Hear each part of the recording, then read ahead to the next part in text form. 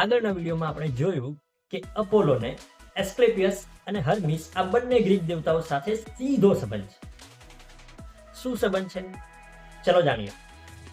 એસ્ક્લેપિયસ જે છે તે અપોલોનો પુત્ર છે, જ્યારે હર્મિસ જે છે તે અપોલોનો સાવકો ભાઈ એટલે કે સ્ટેપ બ્રધર છે. રોજબરોજ આપણે ઉપયોગમાં લેતા ઘણા બધા શબ્દો, એમાંથી એક શબ્દનો ઉપયોગ આપણે ખૂબ જ કરીએ છીએ અને તે શબ્દ છે હાઇજીન. આ હાઇજીન શબ્દ ક્યાંથી આવ્યો?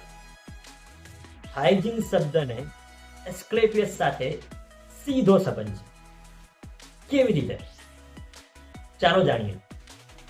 મેડિકલ હિસ્ટ્રીમાં અપોલોને તબીબી જ્ઞાનનો સ્ત્રોત માનવામાં આવે છે. અપોલોએ પોતાનું આ જ્ઞાન તેના પુત્ર એસ્ક્લેપિયસને આપ્યું અને એસ્ક્લેપિયસે તે જ્ઞાન પોતાની બે પુત્રીઓ, જેમના નામ અનુક્રમે હાઇજિયા અને પેનાસિયા છે, તેમને આપ્યું.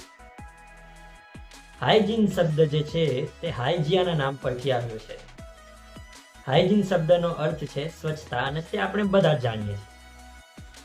એસ્ક્લેપિયસની જે બીજી પુત્રી છે પેનાસિયા, તેનો અર્થ થાય છે બધા જ રોગોની એક દવા.